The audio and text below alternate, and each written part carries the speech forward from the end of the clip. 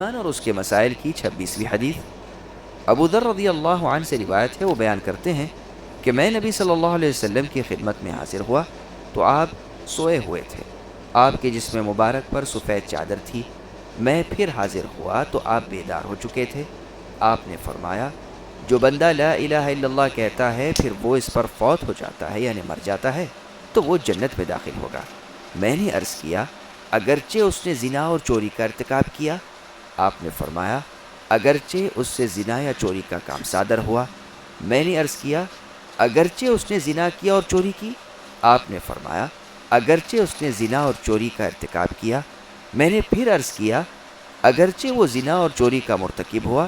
آپ نے فرمایا، اگرچہ وہ زنا اور چوری کا مرتکب ہوا۔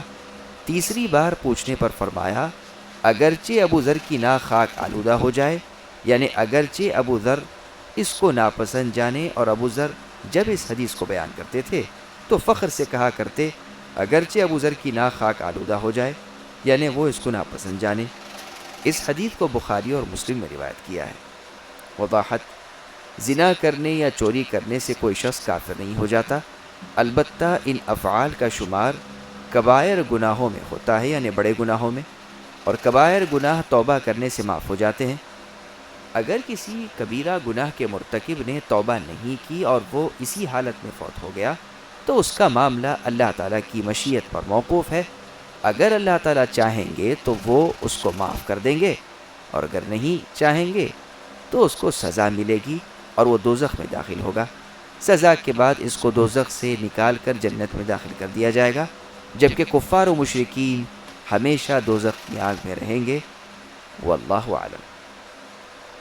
ایمان اور اس کے مسائل کی 27ویں حدیث۔ عبادہ بن صامت رضی اللہ عنہ سے روایت ہے، وہ بیان کرتے ہیں، رسول اللہ صلی اللہ علیہ وسلم نے فرمایا، جس شخص نے اس بات کی گواہی دی کہ صرف اللہ تعالیٰ اکیلے ہی معبود برحق ہیں، اللہ کا کوئی شریک نہیں، محمد صلی اللہ علیہ وسلم اللہ کے بندے اور رسول ہیں، عیسیٰ علیہ السلام اللہ تعالیٰ کے بندے اور اللہ کے رسول ہیں، اللہ کی بندی مریم علیہ السلام کے بیٹے ہیں، اور اللہ کے وہ کلمے ہیں جس کو اللہ تعالیٰ نے مریم کی طرف القاء کیا، اور وہ روح اللہ ہیں، یعنی اللہ تعالیٰ نے ان کو بغیر باپ کے پیدا کیا ہے۔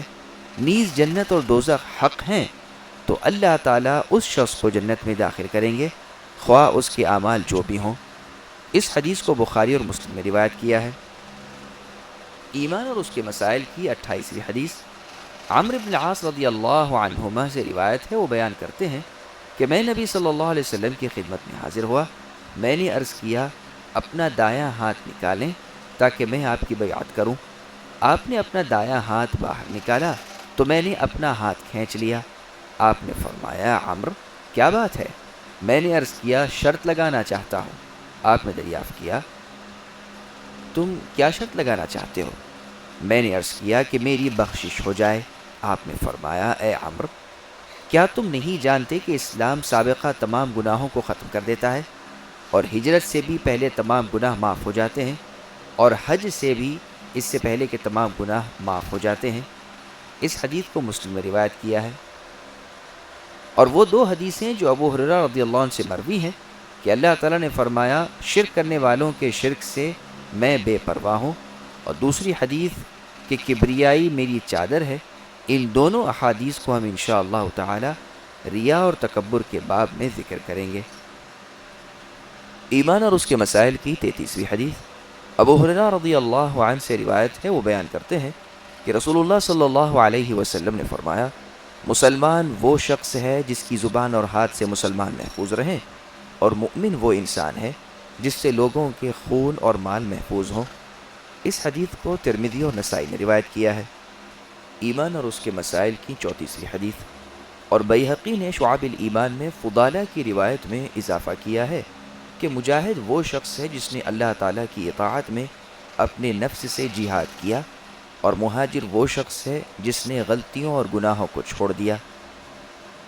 ایمان اور اس کے مسائل کی 35ویں حدیث۔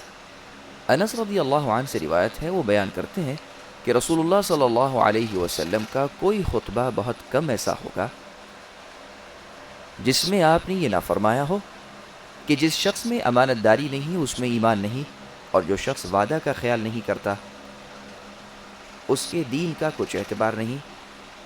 اس حدیث کو بیہقی نے شعب الایمان میں روایت کیا ہے۔